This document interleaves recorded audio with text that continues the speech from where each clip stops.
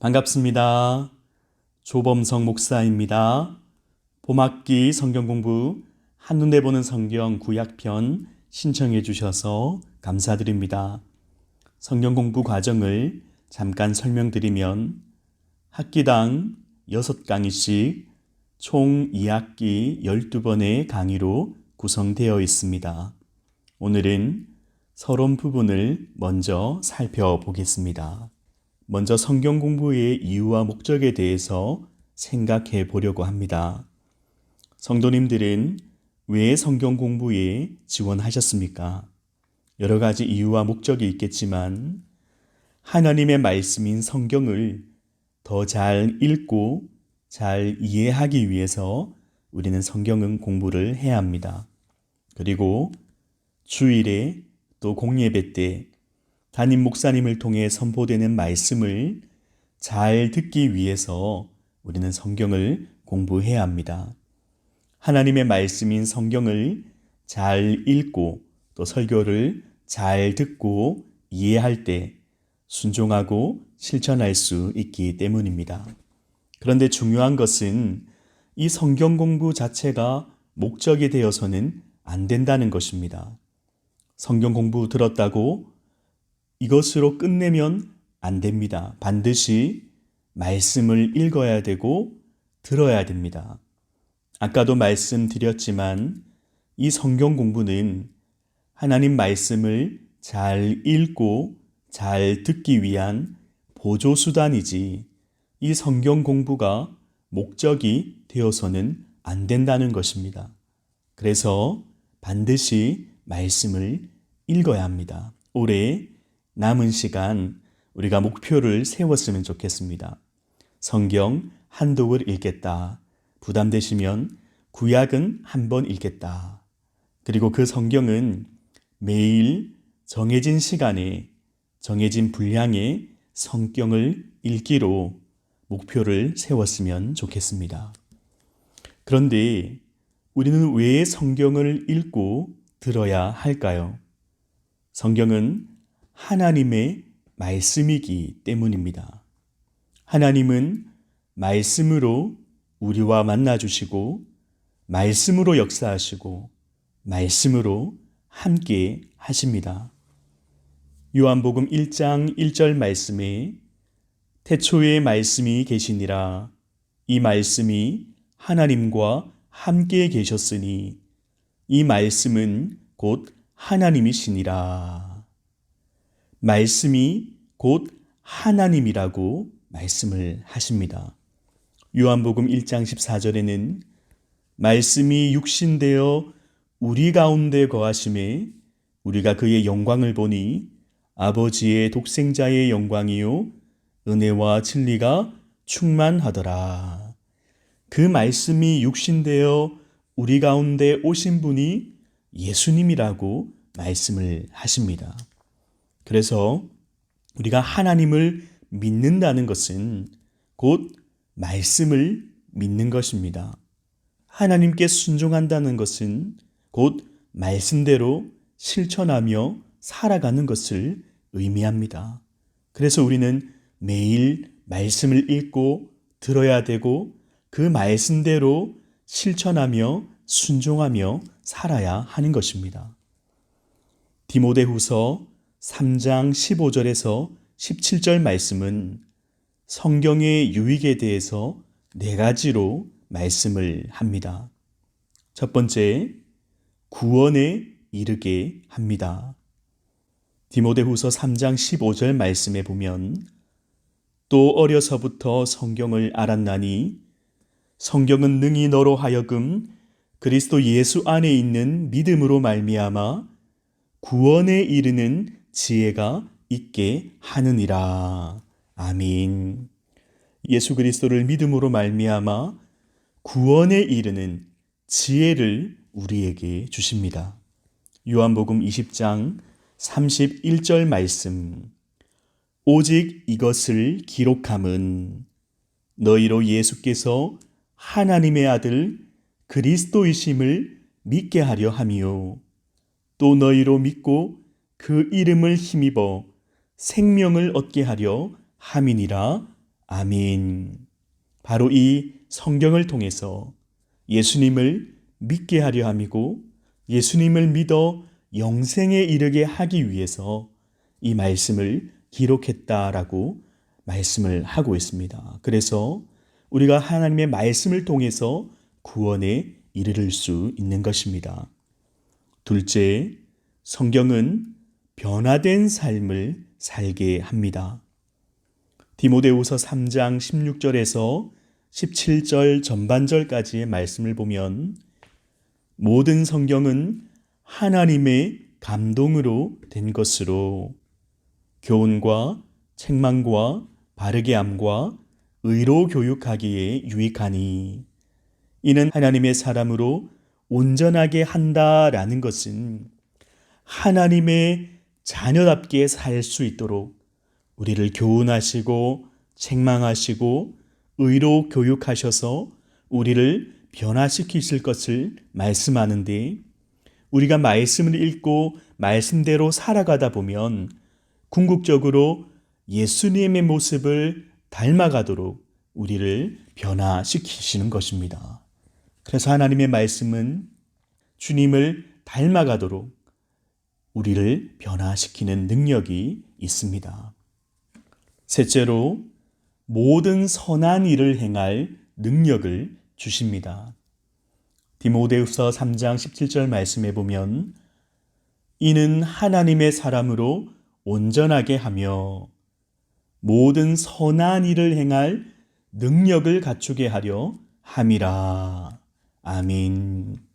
하나님의 사람을 온전히 변화시켜 모든 선한 일을 행할 능력을 갖추게 하신다라고 말씀을 합니다.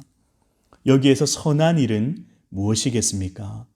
바로 그리스도의 몸된 교회를 세워가고 하나님의 뜻을 이루어드리며 땅끝까지 복음 전하는, 즉 하나님께서 우리에게 주신 사명을 완수할 수 있는 능력을 갖추게 하신다는 것입니다. 마지막으로 세상에서 승리하는 삶을 살게 하십니다. 여러분, 이스라엘 백성들이 이제 출애굽하고 모세가 죽고 여호수아가 새로운 리더가 되어서 가나안 땅에 이제 입성하기 전에 하나님께서는 그 여호수아에게 그 가나안에서 승리할 수 있는 비결을 말씀해 주셨습니다. 여호수아 1장 7절에서 8절 말씀에 오직 강하고 극히 담대하여 나의 종 모세가 내게 명령한 그 율법을 다 지켜 행하고 우로나 좌로나 치우치지 말라. 그리하면 어디로 가든지 형통하리니 이 율법책을 내 입에서 떠나지 말게 하며 주야로 그것을 묵상하여 그 안에 기록된 대로 다 지켜 행하라. 그리하면 내 길이 평탄하게 될 것이며 내가 형통하리라. 아멘. 여러분, 이스라엘이 가나안 땅에 들어가면 정복 전쟁을 통해서 그 땅을 차지해야만 했습니다. 그런데 하나님께서 그 전쟁에서 승리하는 비결을 무기를 정비하거나 전략을 세우라는 말씀이 아니었습니다. 하나님의 말씀을 묵상하고 그 말씀대로 실천하고 순종하면 승리할 것을 약속하셨습니다. 이 마지막 시대를 살아가는 우리도 사단이 우는 사자와 같이 삼킬 자를 찾으려고 으르렁거리며 수단과 방법을 가리지 않고 교회를 넘어뜨리고 성도들을 미혹하고 있습니다. 에베소서 6장에는 이 치열한 영적인 전쟁에서 승리할 수 있는 비결을 하나님의 전신갑주를 취하라 라고 말씀을 하셨습니다. 그런데 이 전신갑주를 살펴보면 전부 방어하는 수단입니다. 여러분, 전쟁에서 방어만 한다고 그 싸움에서 이길 수는 없습니다. 공격을 해야 승리할 수 있는데 이 전신갑주에서 공격 무기는 한 개밖에 주어지지 않았습니다.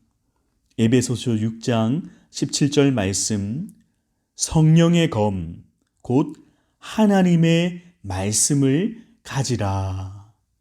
하나님의 말씀, 성령의 검으로 이 영적인 전쟁에서 승리할 수 있다라고 말씀을 하십니다. 여러분, 예수님도 사단이 시험했을 때에 무엇으로 그 시험을 물리치셨습니까? 말씀으로 그 시험을 물리치셨지 않습니까? 그러면 연약한 우리가 이 세상을 살아갈 때 수많은 유혹 앞에서 어떻게 그 시험을 이길 수 있겠습니까? 바로 하나님의 말씀으로 승리할 수가 있다 하는 것입니다. 세 번째로, 이렇게 성경이 중요하고 모두가 읽어야 한다는 사실은 다 알고 있습니다. 그런데 왜 성경을 읽지 않습니까? 성경을 읽지 않는 이유 중에 가장 많은 대답이 바쁘기 때문이다라고 이야기를 합니다. 요즘 사람들, 어른이나 아이들 할 것 없이 너무나 바쁘게 지냅니다. 그런데 바쁘다는 핑계를 대지만 하고 싶은 거 다 하고 나중에 남은 시간에 성경을 읽으려면 시간이 없을 수밖에 없습니다. 그래서 제일 좋은 것은 매일 분량을 정해놓고 정해진 시간, 정해진 장소에서 말씀을 묵상하는 것입니다. 그래서 가장 좋은 방법은 새벽 기도에 참석하는 것입니다. 하루를 시작할 때 말씀으로 시작하고 그 말씀대로 살겠다고 결단하고 기도하면 하루를 온전히 말씀 안에서 살아갈 수가 있는 것입니다. 성경을 읽지 않는 다른 이유는 성경이 어렵고 이해하기가 쉽지 않기 때문입니다. 여러분, 사실 성경이 어려울 수밖에 없습니다. 왜냐하면 여러 가지 이유가 있는데 첫 번째는 다른 나라의 역사이기 때문입니다. 성경은 역사적인 사실이 기록되어 있습니다. 그런데 그 역사는 이스라엘이라는 나라의 역사입니다. 만약 우리나라의 역사였다면 우리가 어느 정도 이해하고 있고 그래서 쉬웠을 수 있습니다. 그러나 다른 나라의 역사이기 때문에 우리는 그 배경을 이해하기가 어려운 것입니다. 둘째는 문화가 다르기 때문입니다. 다른 나라의 이야기이기 때문에 우리와는 문화가 전혀 다릅니다. 언어가 다르고 지역이 다르고 지리가 다르고 입고 먹고 마시고 잠자는 그 의식주가 모두 다르기 때문에 이해하기가 어렵습니다. 예를 하나 들어보면 우리 지난주에 부활주일이었지 않습니까? 부활주일 안식일 첫날에 예수님의 무덤에 가면 그 돌이 굴려져 있다라고 말씀을 합니다. 여러분, 우리나라의 무덤은 매장을 하기 때문에 돌이 필요 없습니다. 그런데 그 지역에서의 무덤은 연약한 지반을 파고 굴같이 만들어서 그 안에 이제 매장을 하는 것이기 때문에 그 입구를 막는 그 시체가 어떤 도둑이나 어떤 들짐승들에게 훼손되지 않도록 그 입구에 돌을 이렇게 막아 놓는 것입니다. 이처럼 매장 문화가 다르기 때문에 우리가 이해하기가 조금 어렵습니다. 또 다른 예로 제자들의 발을 씻기신 예수님이라고 했을 때 왜 예수님께서 제자들의 발을 씻기실까 생각할 수 있습니다. 그러나 그 당시의 문화는 이제 손님이 오면 이제 그 지역에는 먼지가 많고 건조한 지역이기 때문에 손님의 발을 씻어주는데 그 발을 씻어주는 역할을 그 집의 노예나 종에 감당했던 것입니다. 그러니까 그 노예가 한 종이 할 일을 예수님께서 하시니까 제자들이 반발하고 베드로가 받지 않겠다라고 그렇게 반응을 했던 것이죠. 창세기 12장 5절 말씀에 보면 이렇게 기록되어 있습니다. 아브라함이 그의 아내 사레와 조카 롯과 하란에서 모은 모든 소유와 얻은 사람들을 이끌고 가나안 땅으로 들어가려고 떠나서 마침내 가나안 땅에 들어갔더라. 여기에 보면 우리와 이름이 다르죠. 그리고 지역이 다릅니다. 만약에 우리나라의 지역이었고 우리나라의 이름이었다면 어떻게 바뀌었을까요?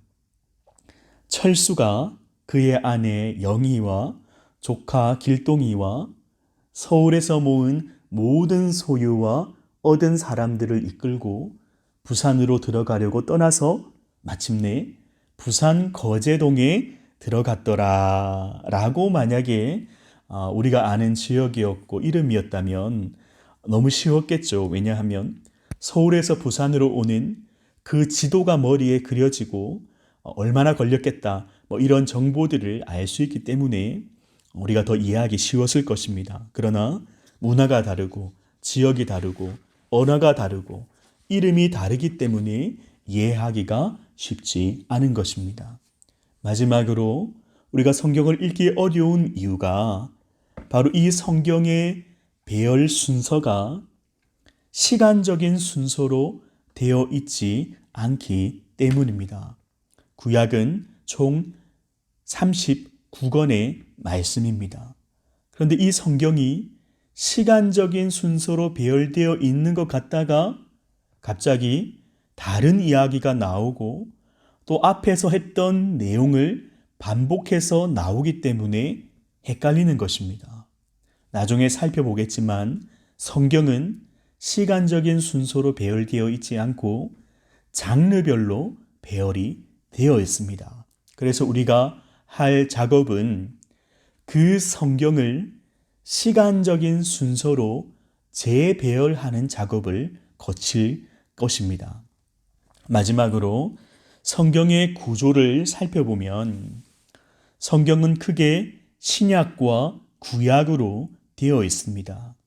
이 신구약을 나누는 배경은 예레미야 31장 31절 말씀에 새 언약이라는 단어가 나옵니다. 하나님께서 맺으신 새로운 약속, 언약으로 말미암아 이전까지 맺어왔던 약속은 오래된 약속, 구약이라고 부르게 되었습니다. 그런데 이렇게 신구약을 나누는 기준이 바로 예수 그리스도가 되십니다. 여러분, 세계의 역사를 AD와 BC로 나누지 않습니까? 바로 예수님이 비포 크라이스트, 안노 도미나이, 예수님 오시기 전과 예수님 이후의 시간으로 나누는 것처럼 이 성경의 역사를 나누는 기준은 바로 예수님이십니다. 여러분, 예수님께서 왜 이 땅에 오셔야 했습니까?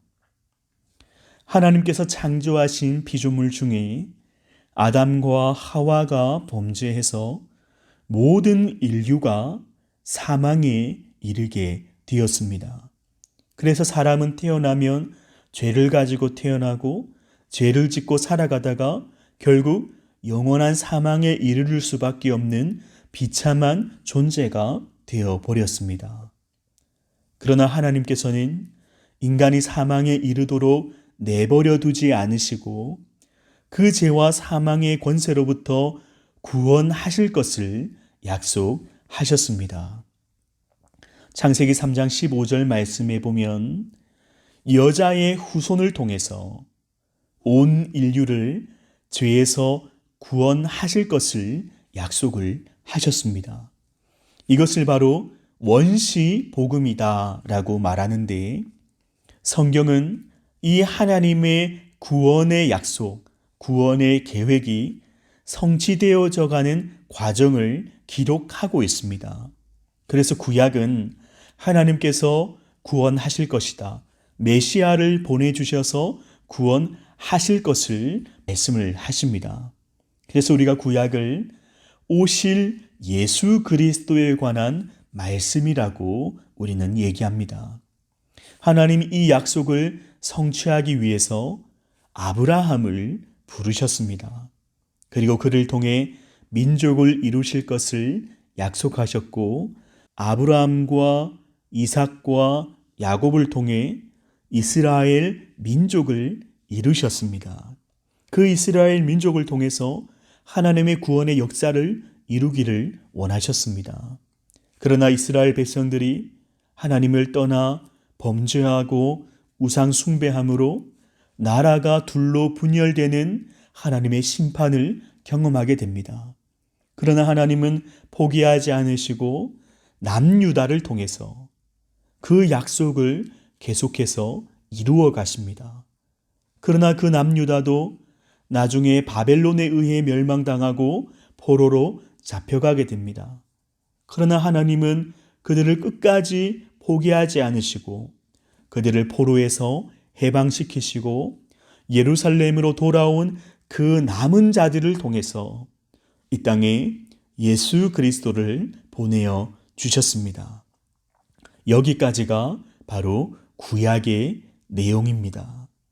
그리고 이 땅에 오신 예수님께서 3년간의 공생애를 보내시면서 온 인류의 죄를 짊어지시고 십자가에서 죽으셨다가 사흘 만에 부활하심으로 예수님을 믿는 자들의 그 죄를 사하여 주시고 하나님의 자녀가 되는 권세를 주시고 영원한 생명을 주심으로써 구원의 문을 활짝 열어 놓으셨습니다.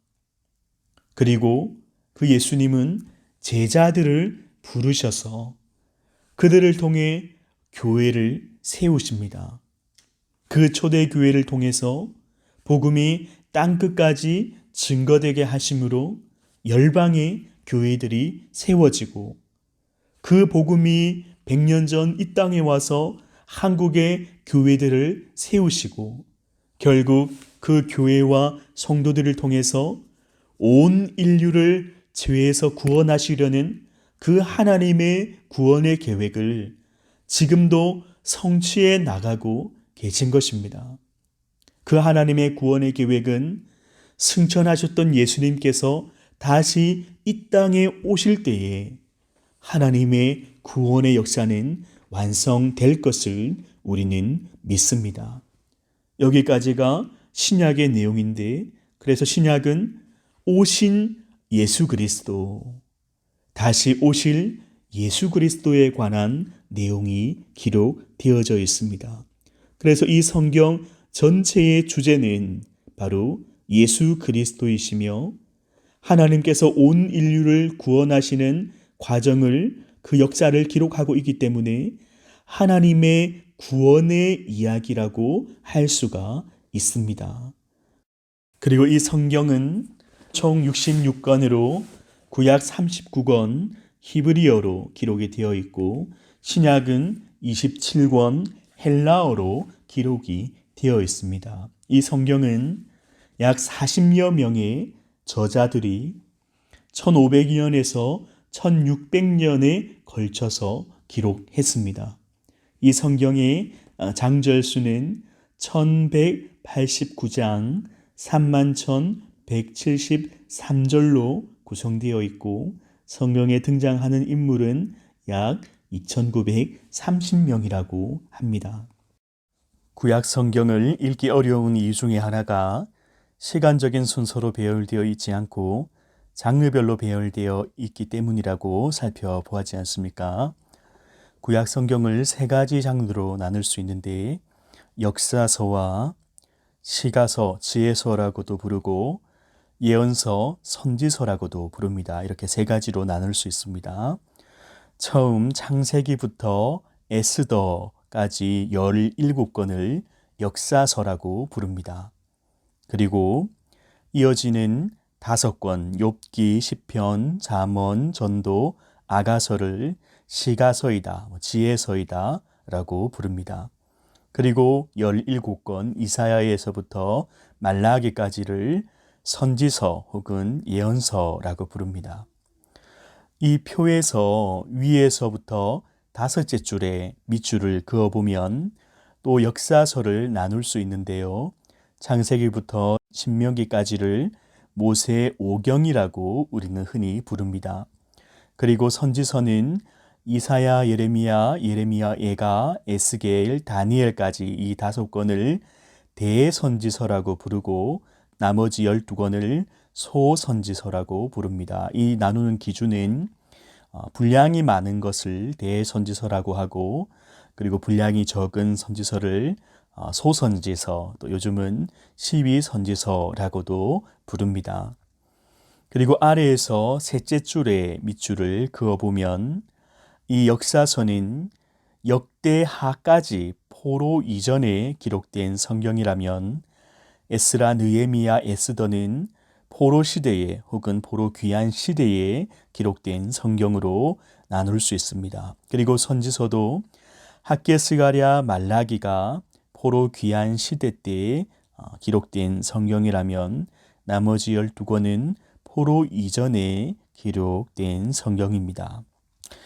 오늘 서론을 살펴보셨고 다음 시간에는 이 구약 성경을 시간적인 순서로 재배열하는 그런 과정을 살펴보도록 하겠습니다. 오랜 시간 강의 들어주셔서 감사드립니다. 한 주간도 건강하게 지내시고 말씀으로 승리하시고 다음 주에 건강한 모습으로 다시 만나겠습니다. 샬롬.